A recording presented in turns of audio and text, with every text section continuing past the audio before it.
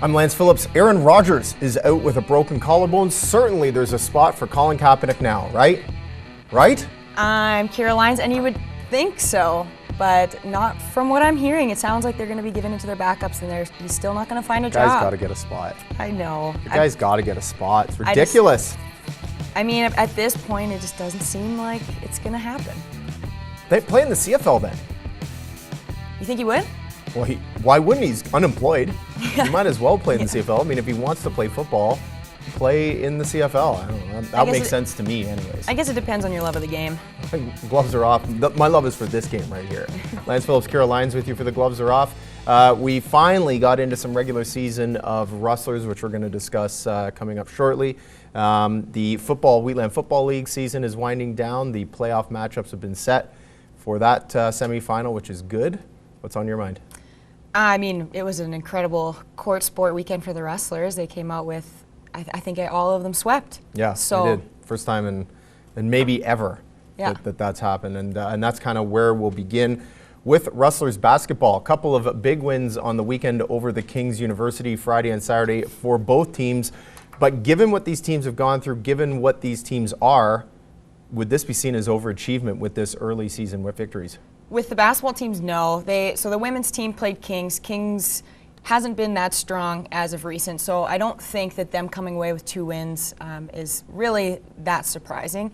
They had a bit of a closer game on Friday, kind of worked out some kinks, blew them away a little bit on Saturday, and from what I learned, the men's basketball team pretty much dominated both nights. And after talking to King, he's thinking that they're going to go undefeated until playoffs. So for them, definitely not overachieving, and I think undefeated's a strong stance. It is a very strong stance. Given their defensive lapses that they have. I mean, they're strong offensively. They've got a couple of guys that can shoot the lights out, but defensively is going to be a struggle for that team. I think it's going to be a really challenging thing when they aren't shooting the ball well and they aren't playing as cohesive, how they come together, because a lot of the times that's going to happen throughout the course of a season. It's not like they're going to just roll as they did on the weekend throughout the whole season. You wouldn't think so, but I mean, if your best players are playing really well and you kind of roll up until playoffs, but you haven't been challenged at all, then that becomes a problem in playoffs too. But with defense, you're going to get challenged. You're going to get challenged throughout the season from some of these great teams that reside in the ACAC.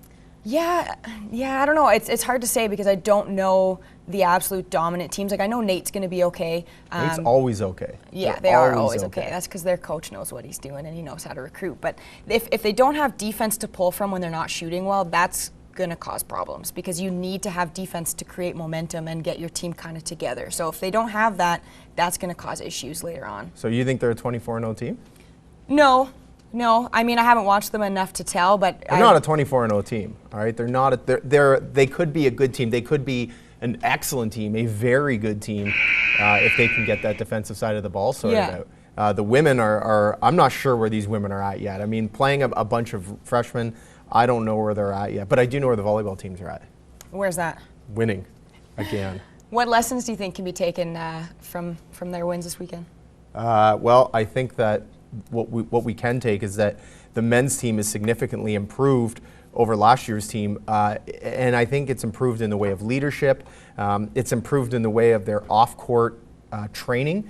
I think these guys are in better shape. I think they were ready for those weekend games, and that's a team that could be formidable. Defensively, incredible. I've never seen anything quite like their defensive performance. They're not a big team per se. Like Kings, to me, seem to be a bigger team, but what they did defensively was outstanding. They passed the ball well, and the women on the women's side, a little struggle early with Kings, but then kind of reclaimed what's theirs, which is victory. They're going to be a tough team. Yeah. Do you think come nationals they're going to be a contender?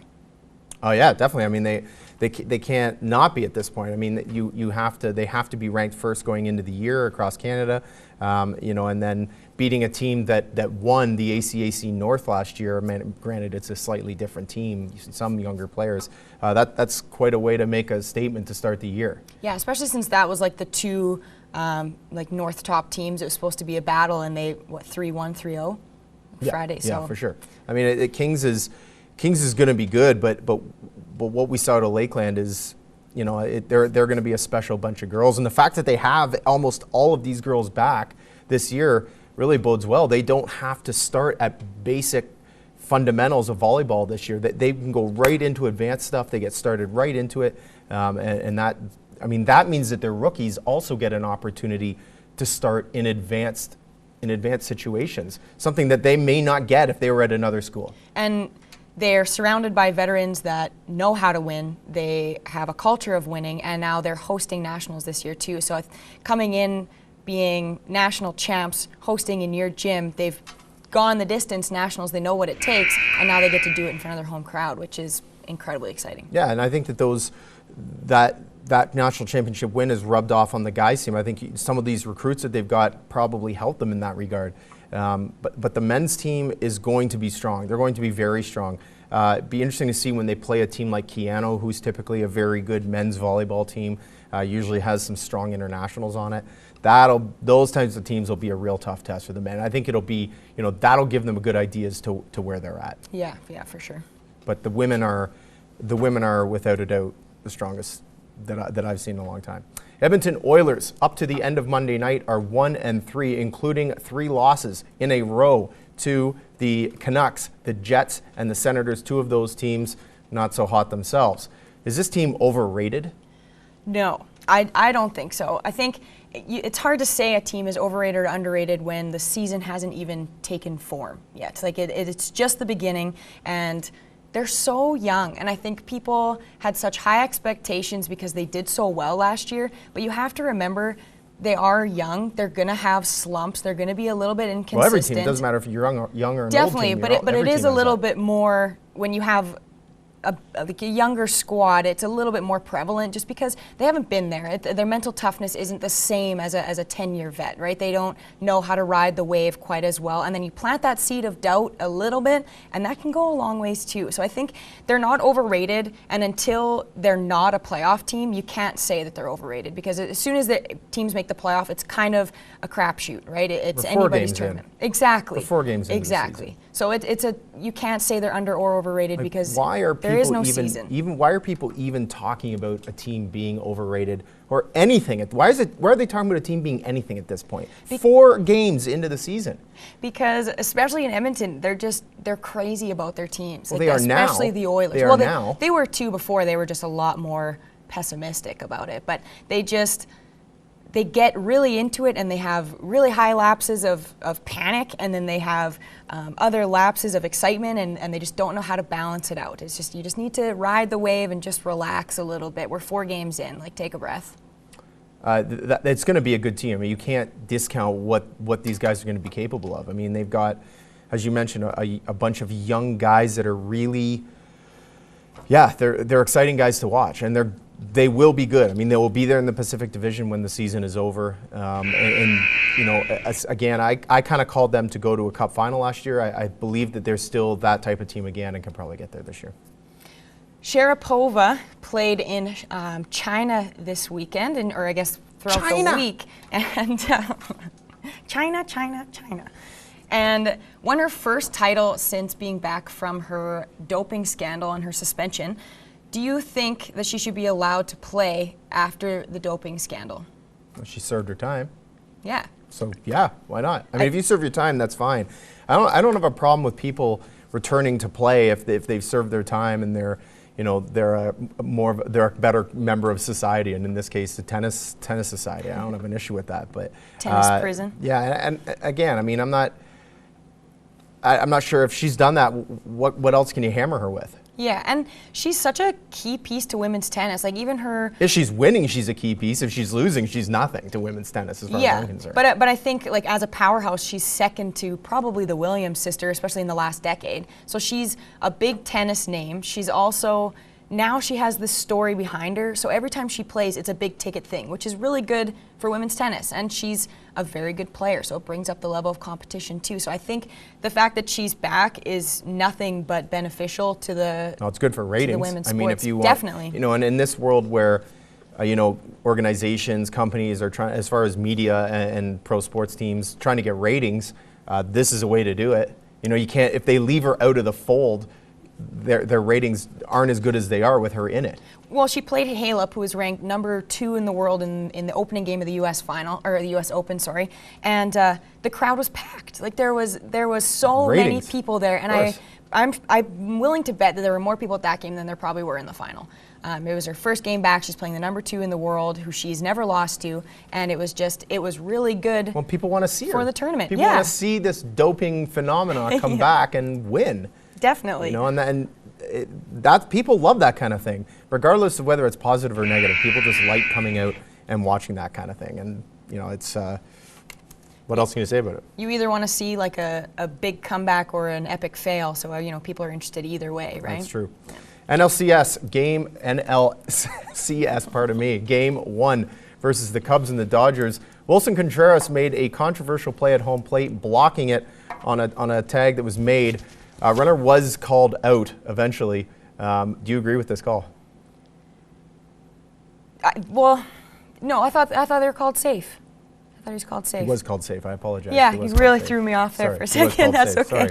Pardon me. Originally called out, then called safe. Do you agree with this call? Is this the right call? According to the rules, it is the right call. He had his leg out before he had the ball, so the runner had to change his path to get to home plate.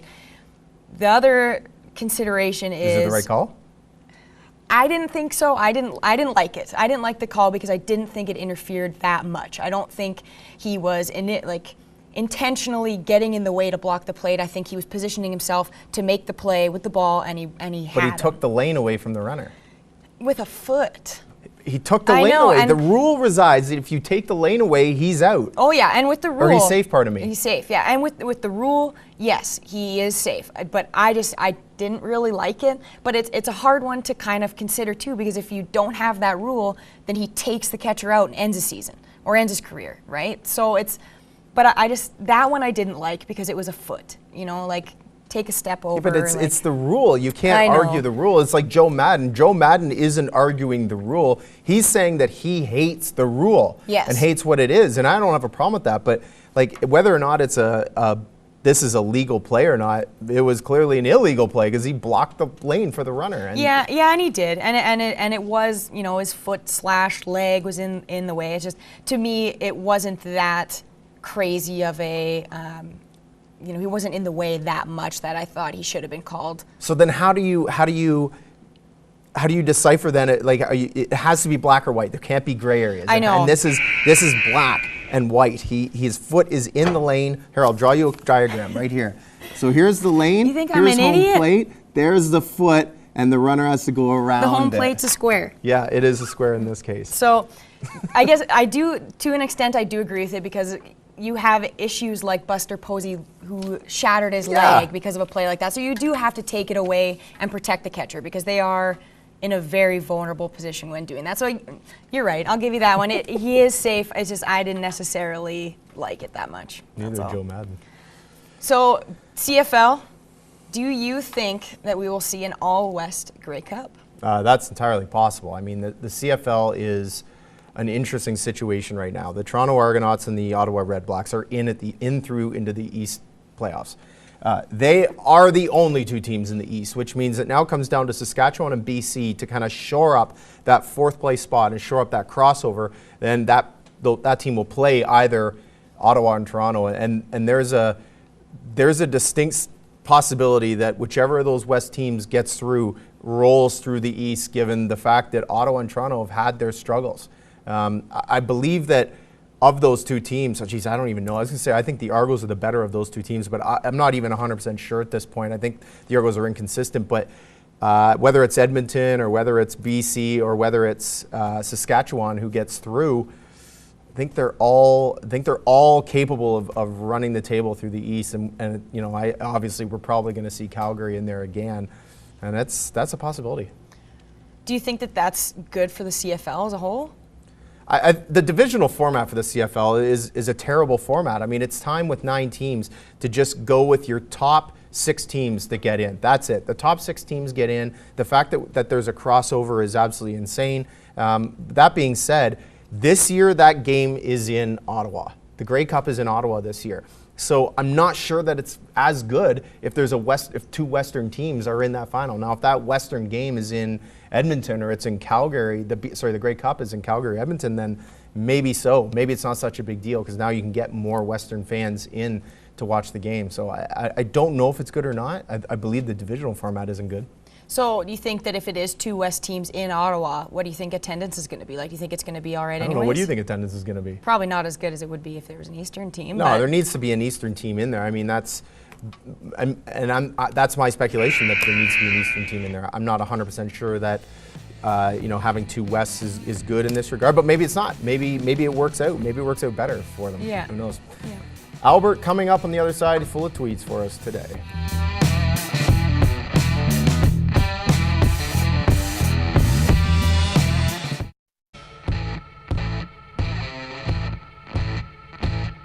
We're back, and the gloves are still off.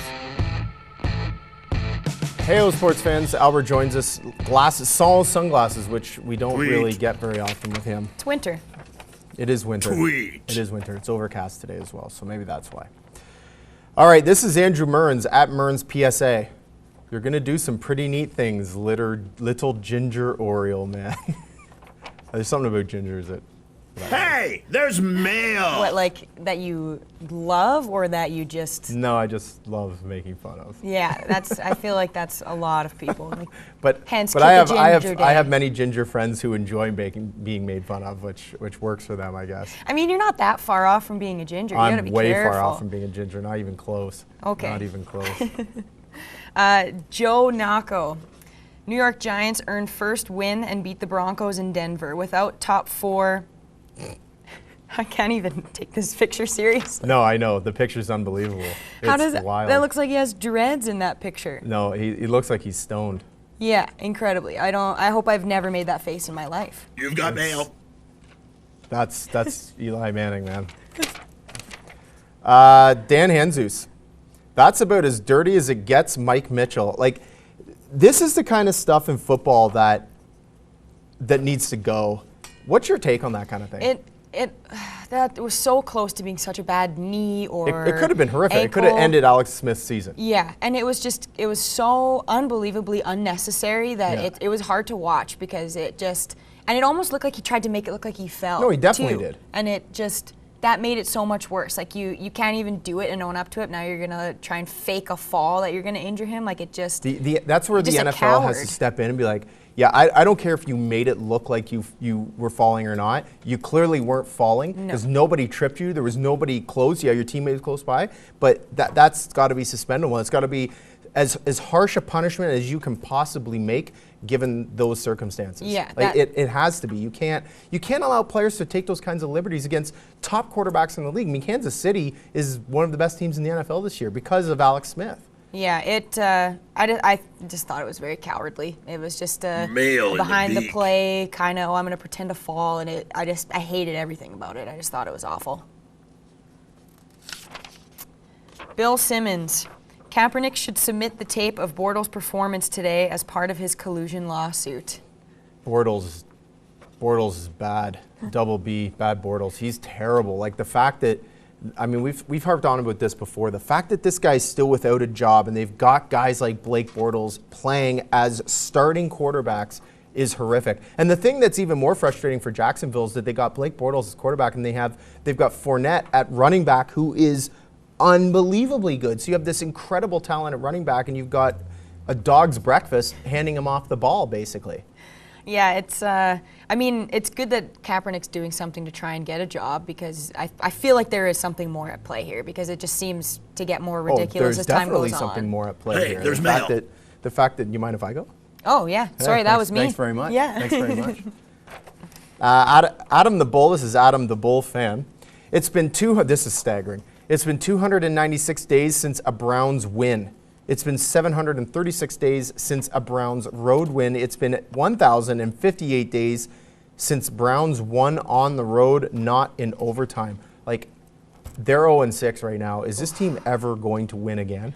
I mean, if you're on that team, it probably doesn't feel like it. Can you imagine what that We played in university. We played against Brandon, Manitoba, and they went 5 years without winning a game. And I have no idea how they even kept a team going. So same thing. How do you get players to want to play for you? How do you get them to buy into the system when they haven't won in how long? Like, it's just. Well, that's almost a year. That's They're coming insane. up for a year. I mean, a year, it's not like they're playing year round, right? Yeah, They're but playing, still. obviously, 18 weeks of the season. But yeah, it's they're a disaster. It just creates a culture. They're not of the only one. The losing. 49ers are 0-6 too. Yeah. I mean, mind you, the 49ers have a history of greatness. You know, guys like Jerry Rice, Joe Montana. They have a history of greatness. The Browns You've got don't mail. have So it's that. just been a culture of losing for a very long a time. very long time. Which is tough I mean, to there were get out times of. when fans were throwing beer bottles at officials trying to get off the field because of a call they made. I mean, it's nuts there. Yeah, that's That's what devastating. happens when you lose. ESPN, we've got a picture of Tom Brady all alone at the top, 187 wins. The guy is, I mean, I think, and I've said this before, the term GOAT gets tossed around way too much. Yeah, Like, it's thrown I around agree. way too often. You see people use it all the time. But that guy is legitimately the greatest of all time. There's nobody that's as good as he is. And you know, a lot of people say, well, he's only as good as, or he's been as good as he's been because of Bill Belichick. But Bill Belichick isn't out there playing. Bill Belichick is helping, you know, he's coaching the team, but he's not out there actually throwing balls and making plays. That's Brady. Yeah. And that team's success hinges on what he does. If he's injured, that team does not go 14-2 last year. Which then you think about that Mitchell hit, if something like that were to happen to him, like that team just Hey, collapses on there's something that's mail. completely unnecessary. So it's the same. It's absolutely insane. Oh, this is great. So Division 6 bound at Division 6 bound always has some good video content. This is D Rose and IT during pregame, like, and that legitimately looks like Isaiah Thomas. That like, yeah, that's about what it's going to be all season long. Yeah, and I love Division 6. I think it's so funny. Yeah. Everything they post makes me laugh, and I watched this again, and I didn't really see what the video was, so I was like, oh, that's interesting. You've And got then it's mail. just his son playing, and I just thought that was hilarious. They have such good content on there. I love Yeah. it. James Myrtle. NHL Canes announced the crowd as 7,892, and he goes, ruh-roh. Yeah. I mean, they don't average that much compared to other teams. They're usually around like 13, 14, but wow. And this is consistent. This is Yikes. consistent with the Canes, right? And nobody wants to watch hockey in Carolina. No. Like, nobody wants to watch it in Raleigh. And it's, if you're the NHL, how can you continue to try and keep these southern U.S. teams going? I mean, there's good ones. There's Yeah. teams like Nashville that are excellent. You know, they Yeah. get great attendance, and that's a passionate fan base. There's no passion in Raleigh, Carolina. No. Well, and obviously, like, they had 13, which is, I think, like second worst in the NHL, and then Right. they drop all the way. Like, is this going to be a thing throughout the season? They're going to get like 7,000, 8,000 at games? Like, that's, AHL teams get quite a bit more than that in a lot of different franchises. And meanwhile, you have other teams, other places like Seattle, possibly Quebec City, clamoring to try and get trying to get an NHL franchise. Well, and then you look at the success that Canadian teams have with attendance, most part. The Oilers didn't go to playoffs for 10, You've 11 got years, and mail. they still sold out almost every game. So you have to look at, you know, where you're producing as well. Pretty impressive. More Division 6 bound. We'll get this one in. But does it count as an attempt? Like, what was the guy thinking? Oh, What is I that don't guy know. Like, had he done it before? Like, he was not even I would- close. no. He must have got scared last second. I don't and even think if he bailed. tries to jump over that guy, he is even going to clear the car. That No. guy's not there. He's probably not even clearing the car. No, I don't think so either. And like, even just jump over the guy to start with, and then maybe just the let's car, and then progress add. this along. Yeah, because you're nowhere near getting that through. What we learned is coming up.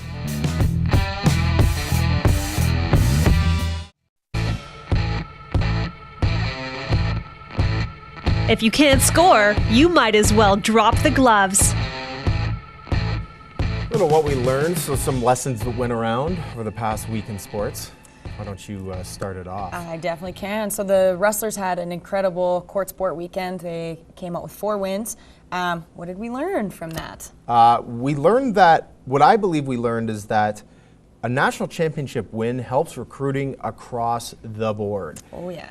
Whether or not you're playing volleyball, people still want to be involved with the school, and maybe not so much involved, but they know the school. So, if you're going to try and recruit players, they may know that school just because other people that they went to school with have talked about it. And I think it helps their recruiting, and I think we saw that. I think we saw some of the recruiting help that it did with these weekend wins. We saw 4 teams provide 2 wins each, and they all look pretty strong. When you talk about recruiting, like the women's wrestlers team is mostly rookies now, and they came out with 2 wins as well. Yes, sorry, basketball. And so, obviously it helped out a little bit. And when you can say that, a program in your school won a national championship, you have a banner on the wall, it's a nice thing to be able to show off regardless of what sport you're playing. It's, you walk into a gym with banners on it, you know that the athletic program is important to the school. So it definitely helps across the board. The other thing to keep in mind is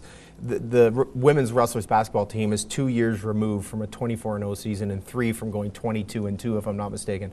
That's still in people's minds. People still know that. Chris King coached those 2 teams. They still know he's the coach. And he doesn't get worse as a coach. No. If anything, he gets better as a coach. So, there are girls on that team that know some of the players that used to play back then, and they want to part of the action. They want to bring that team back. Well, and it's tough too. Like if you're coaching like Nate or Lakeland that offer most of the time 2-year programs, it's tough to keep girls around for a full 5 years or even more. Like they kind of have to decide if they want to take more schooling there so they can play. So the fact that he's had 2 girls in the last 5 years finish out 5. Their entire career there says something about the program, says something about him, and that's also a pull to bring him back too. Like he's able to have this competitive team with girls that usually last 2-3 years. Yeah, you're not kidding. Let's move to some tennis. What did we learn from Federer and Nadal meeting in the final at Shanghai? Well, I learned a lot. I absolutely love when they get to play each other, especially because this. Well, who doesn't? I know They're amazing. It's insane. It's incredible what you see, and the fact that they're still doing it at the age they are is impressive. And whenever they play each other, it's always they bring this different level to each other because of the matchup and the rivalry they have, and it just shows how incredible they are. And it also talks a little bit about their matchup. So Nadal does have the edge on Federer, their head-to-head, but now it's only in clay. So he has 13-2 on Federer on clay, but now hard court and grass, Federer has upped him. So that, it changes a little bit. It's not a huge deal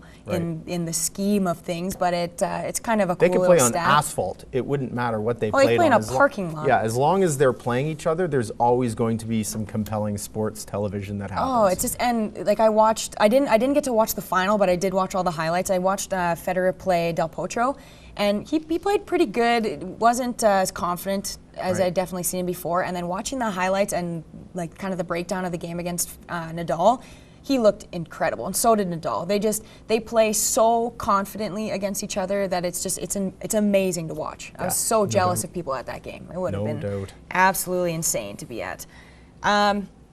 Baseball now. So Bautista took a ton of flack for his bat flip. Like it seems like it carried over forever. Like people still talk about it. What did we learn from Puig's bat flip in Game 1 of the NCLS? Well, it's interesting. Is I'm not entirely sure that we've learned everything there is to learn. We learned that Yasiel Puig is a huge douchebag, and if we didn't already know that, I was going to say that's old we news. certainly know it now. But the repercussions of this, like the Jose Bautista thing, may not come until next season when these 2 teams play against each other. Stakes are and lower. It's no secret that players don't care for Yasiel Puig. They don't care for his antics. And I mean, that whole game was a show. I mean, in the 5th inning, there was a line drive in left field. He sprinted to second base. He was flailing his arms. He pounded his chest. The 7th inning, a fly ball over the left field fence. He was, he was around the bases, with some swagger.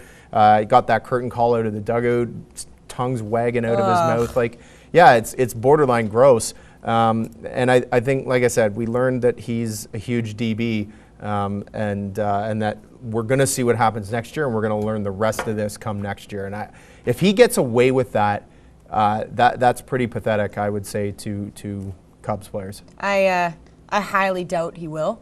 Yeah. I just don't think it's going to happen now. They're going to throw a ball at him, or something's going to happen. Somebody maybe too. Like it might not even be the Cubs. It might be somebody else just, you know, Right. getting sick of him and just, you know, deciding that they want to teach him a little bit of a lesson.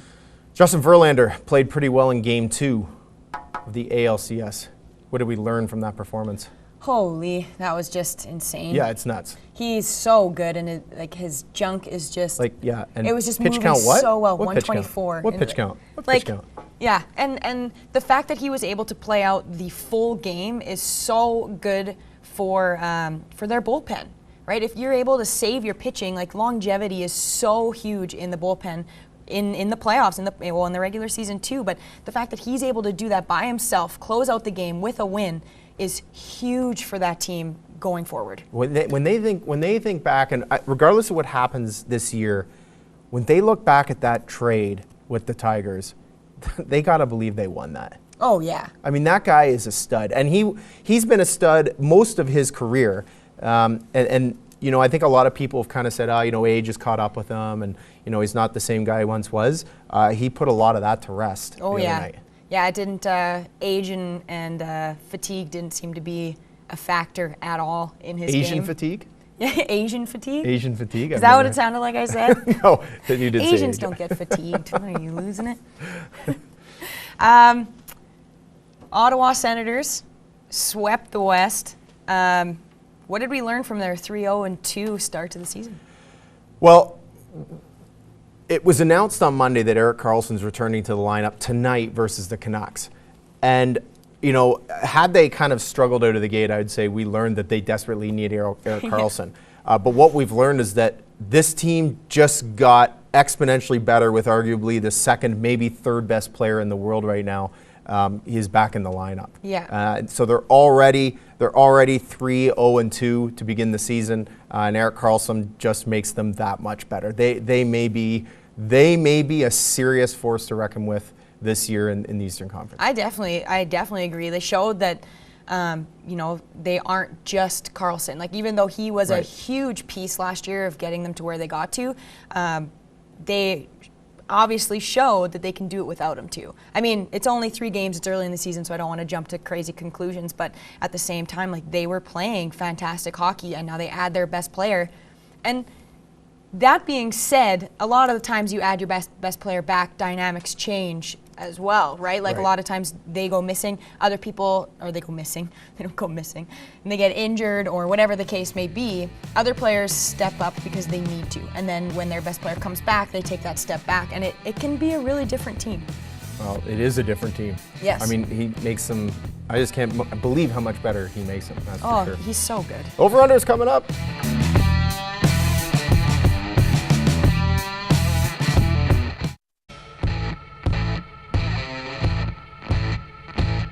We're back, and the gloves are still off.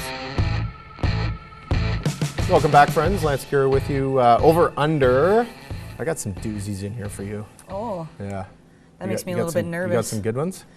I got some all right. Well, listen, ones. you're a basketball fan. You're a basketball player. Let's start. I got a basketball one to start with you. Okay, that makes me extra nervous. The circus, and it's nothing short of a circus, that is Lonzo Ball and his family. We'll start there. Lonzo Ball will score at least 30 points in the Lakers' season opener against the Clippers Thursday. Under. Under, eh? At least 30? Score at least 30 Oh, God, I points. sure hope not. You don't think he can score 30 points? I think he could, but I don't think he will. No? No, and I hope he doesn't, because I just don't want to hear about this family anymore. It doesn't matter. It doesn't matter if he does or That's he doesn't. true. If he doesn't, there's going to be reasons why Yeah. he didn't. If he does, Score like he's 15, so then nobody really cares, because then it's like, well, you did your thing, but you weren't crazy. I'm talking about his dad. It's his Oh, dad. yeah. It's his dad that's gonna be teeing off. So if he doesn't score 15, there'll be a reason why. There'll be some sort of somebody else's fault as to Oh, of why that course. happened. He's But the if he does score, if he scores a ton of points and they win, then it's all Alonzo. The reason they're Yeah. winning is because of Alonzo. Yeah, maybe. No, I was gonna say maybe his dad will chill out, but he won't. No. It won't matter. Either way his son plays, his dad's gonna be on TSN. He's gonna be on SportsCenter. He's gonna be everywhere because he's gonna say something with his loud mouth. Have you been watching the reality show? They have a reality show. I was just surfing Like, around on with the that internet. family? I don't know. I was just surfing around the internet and I saw a thing come up for a reality show, a video, and I didn't watch it because I don't really want to. I don't want to No. contribute to this. Although I guess I just did in some minor way, but yeah. So, anyways, I'm assuming it's out now. I mean, that's no different than any other reality TV. It's just a bunch of clowns It's on garbage. TV. Okay. Yeah. What do you All got? right, I've got Lakeland women's basketball. They play Grand Prairie. By the way, sorry, I was taking the under on that as well. Oh, yeah. I don't think he'll score 30. No, I don't. I really hope not. I hope somebody D's them up and just shuts them up too. Lakeland women's basketball plays Grand Prairie this weekend. That they will beat them by 25. Well, this is interesting because I have an over-under kind of on this similar topic. Beat them by 25. Yeah. In which game? Friday or Saturday? Oh, I hadn't really considered that. Let's go average. Average of both. I am going to take the over on that. I'm going to take the over. What do you have? But at some point, it's going to come to an end. They can't maintain that all season. No, they're going to get challenged eventually. Yeah, But. an averaging 25-point win, I would say they probably will. Yeah, I have over on that too. I was thinking like between 27 and 30. You know, there's something to consider here, though. And this is interesting to me because they have a team, a lot of rookies on the team. I think they only have 8 returning players. And 1 fifth year. Right. What does traveling to Grand Prairie do to these rookies who aren't used to that kind of travel? That is a long trip. Like, it's not like it's Edmonton or it's even Calgary for that matter. It's an 8-hour trip. Yeah, I know we got lucky because we always went the night before. So we had the next day to get there, have a good sleep, the next day go and have a shoot. But I know it's different with college. You don't have the same budget, you don't have the same time. Right. So you go there. I know when I played at Augustana, we'd go do like a scavenger hunt, or we'd go for a run, or we'd do something just to get your feet moving, because it is a really long time to be sitting on a bus and then get up and go play a game. You're not kidding. No, you have to make sure that you're staying incredibly hydrated. And I mean, they're staying. They're not coming back because they play Saturday as well. Oh, yeah, so no, they're no, clearly no. staying, but it's still a long trip to do on a bus. But they'll probably go Friday morning and play Friday night, for sure right? they will. So that's tough. I still think they'll be fine. I still think they're going to handle them quite easily, just with their size, especially inside, I think is So huge. you're taking the over on this? Oh, yeah, definitely. Oh, okay. Fascinating. Yep. The New England Patriots, who are currently 4-2, if I'm not mistaken, will lose 4 games this season. Oh. Over. You think they're going to lose more than 4 games? What did you say they are now? They're 4-2. Oh, no, that's wrong. Yeah, I'm going to say under. That was a So you think lapse they'll in lose judgment. 3 games? Yeah, I would say.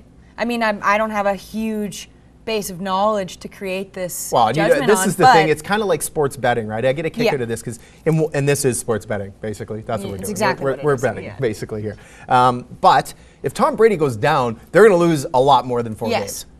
Which is always you never know. No, and You that's the thing, never right? I mean, know. Alex Smith's season could, as we saw earlier, could have been over, and then what happens to the Kansas City Chiefs? Yeah. Well, Green Bay Packers with Aaron Rodgers is gone. They're in big trouble. I feel bad for him. Ah, jeez, how can't you? The guy is know. a stud quarterback. Anyways, I've got the Patriots. I've got the under on this. I believe the Patriots will lose 1 more game this season. Do you have them What? repeating? Do you think they'll repeat? No, I don't think they will. Oh, I don't know. And that's strictly because it doesn't happen that often. That's the only thing So I'm going no off bearing of. whatsoever on Yeah, how not good a the whole team lot, is or the no. quality of the team. Yeah. It just doesn't happen. It's just hard, you know? Pittsburgh do it 2 in a row, and then the Patriots. Statistics are not. They do not predict the future. No. They have no bearing on the present. They only tell what's happened in the past. They can predict to a degree. They cannot predict anything. I They can't predict disagree. anything. What happened? So you're telling me that Tom Brady, let's say he in his last game went 20 for 20 passing. So that happened in the last game. That has absolutely zero bearing on what's going to happen in the future. Yeah, it does. I'm thinking like if I'm looking at stats in hockey and you look at the Tell me. top 10 point getters, for the most part there's at least 5 or 6 guys in there that are in there decently consistently. But Right. what happens if one of the guys gets an injury over the course of the season? Yeah, and what happens if one of the guys he plays with, who's a major contributor to him getting those points, goes down with an injury? Yeah, and There's- that's has definitely absolutely no bearing whatsoever on what can happen. I don't going know. forward. I think. Come on, if Lions. things are going, I don't know. It's hard because you're right. With an injury, anything can happen in a season. But you have to look at like how do you pick players to trade? How do you have to look at what they've done in the past to predict how they're going to perform in the future. But it has no bearing. They can predict, but it doesn't mean it's going to happen. It has no bearing No, it on doesn't. But it does have, it holds weight. It definitely holds weight for what's going to happen in the future. What do you got? I got Edmonton over Carolina, the Oilers over Carolina by 1. I'll take the Great. over on that. That's not even close. They'll crush Carolina. Yeah, they're on a 3-game losing streak. That though. doesn't matter. They're going to crush Confidence. Carolina. I hope so. You I mean have a an over win, as well. Win by what? You're an Oilers fan, clearly. Yeah. Yes, I grew up outside Edmonton. I'm Okay, fair very enough. biased. Yeah. Excuse me. I have the over on that for sure. Yeah, I got over too. I got him beating him 3-1. Okay, here is my Rustlers one that was similar to what you had. Okay. Rustlers men's basketball and women's basketball. This is a combined. Another combined. This You is did a to me combined. last These are time. both these teams combined. Okay. Will beat Grand Prairie by a total, combined total on these four Combined. games. Okay. 4 Four game games. combined total. You make me do math. By 100 points. So each team is essentially averaging 25 points more than Grand Prairie per game. Oh, I'm gonna go over. You think they're going to score more than 100? They're going to win those games by more than 100 points. Yeah, well, because I mean, I took women's basketball 30, at least 30 over the women's, and I got pretty good faith in the men that they'll be probably up The there. men's team is going to be up against a little bit tougher competition Yeah. this weekend. And so I don't know I'm how taking the that's- under, but it's not much under. I'm Yeah. taking a little bit under. I think they'll probably be about 80 to 85. I mean, I think the Grand Prairie women's team only won like 2 games last year, so I think the Rustlers are going to give Well, it that's to a them. great tool for recruiting, as you know. Yes. When you win 2 games a season, Yeah. you can recruit teams like You nobody. are going to be Recruit so much players. better the next year because you don't get a number 1 draft pick and nobody wants to play for you. So it's really good for continuing your seasons. What do you have? I've got, so Cleveland plays Boston. Sorry, NBA. Yeah, I figured. And I have Cleveland over Boston by 10. I'm going to take the over on that. They'll be way more than 10. Yeah. Be way more than 10. Like, there's nobody that can even play against Cleveland or Golden State. I know. I was hoping that it would be a bit of a battle because they got Irving now, but I got the over too. I got 20 plus. There's no way. There's no way. Nobody's going to beat these teams. They're going to be in the final again. Oh, it's brutal. It's so brutal.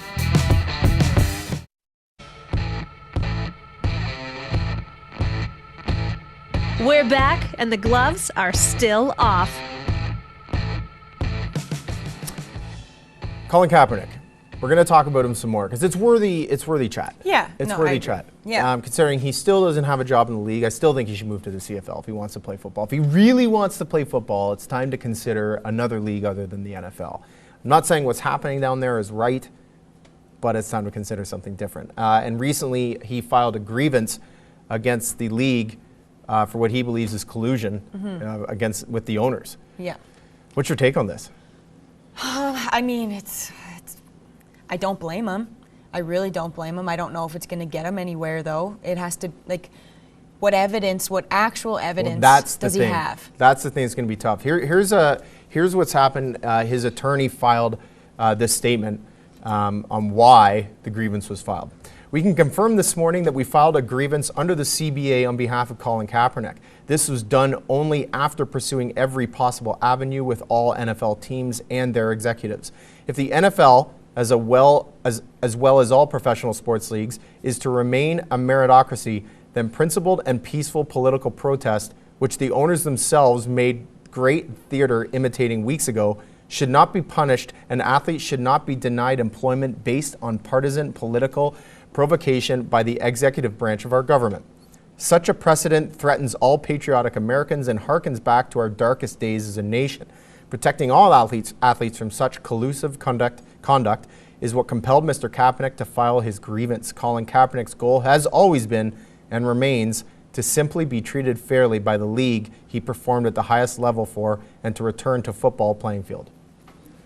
So, that's what he has to say about it. Yeah. And it's true. As you mentioned, the big problem here is how is he going to gather evidence on this? Yeah, like unless there's something that, like, physical evidence that shows up, like an email or anything And like that. that's going to be... Like, how I can just see owners right now, like, deleting emails and, like... if you're smart. Yeah, for sure, right? But Because do you believe that this has happened? It's hard not to. I mean, with everything that's going on with all the quarterbacks and teams that could use him, and he still isn't finding a job, there's something weird. It seems weird, and especially now because a lot of the teams and owners and coaches are actually taking part in the protest, which is very confusing to me. Well, a guy like Jerry Jones is an example. You know, he comes out before the game, locks arms with his players, takes a knee, and then the next week says that players are going to be fired, essentially, or there's going to be repercussions if they take knees during the anthem. Like, what's up with that? Like, talk about just putting on a face or putting on a front. You know, that doesn't sit well and what with does that players say either. to your players? Like, they finally, you know, those guys that are kneeling, they're like, we finally have you know, help from our coach. They are supporting what we're doing. You know, they come out, they're all linked, and then that happens. Like, what do you think of your coach as a person? Yeah. Like, outside of football, how are you supposed to play for somebody like that you think supports you and then all of a sudden flips on a switch? How are you supposed to buy into their program and play for a coach like that when you don't respect what they're doing? Fair enough. I mean, Kaepernick, as we go back to Kaepernick here, I mean, he finished last season with 16 touchdowns and 4 interceptions in 12 games. I mean, he had a pretty decent season. And the fact that he's not playing, boy, it certainly makes you think there's got to be something else at play here. Yeah. Not just the fact that, we don't want to sign this guy, just he's not good enough to play on our team. Yeah. When you watch some of the play, he's good enough to play on a lot of teams. Well, and the thing with it too is if there's no actual evidence, coaches can be like, well, you know, he's not a fit for our team, or you know, And that's what they're saying, we're not right? in need of him. So that's all they need to do to protect themselves at this point, which is unfortunate for Kaepernick, because I really do think there's something strange going on with it, and I completely understand why he would file this. Like, it doesn't make any sense to me. There's something weird. I mean, he still says he's committed to being the best. You know, he's not quitting. He wants to prove himself in this league, but he's not even getting the chance to go out and play. Like, I don't know how you prove yourself in a league when you're not even getting playing time in that league. Well, when you reach out to every single team, like he's reached out to every team looking for a spot, how is there not one team that's like, well, you know, we could probably sign him for a lot less than what we would have got him before, and he'd be a good addition to a lot of teams. So how do they not take advantage of that? Even as a backup, I mean, even as a backup, he'd be a great addition to a lot of teams. And then you see what you have, right? If you've got a player who clearly can play, which I believe Colin Kaepernick can still play in the league, you know, it gives your team another threat behind center. For a lot less than what he was previously. Yeah, for sure, for a lot less. And it's how doesn't someone not take advantage of that? You know, in a world where in the NFL where it seems like money doesn't matter, right? Money's no question. It doesn't matter really what you sign this guy for. Just get him on the field and give him a chance, and it's not happening. Yeah, and I don't know what this is going to lead to, and I hope that it doesn't cause more problems for him later on, because, I mean, he doesn't have a job anyway, so it can't get much worse for him at this point, but who knows? Thanks for watching. See you in 7.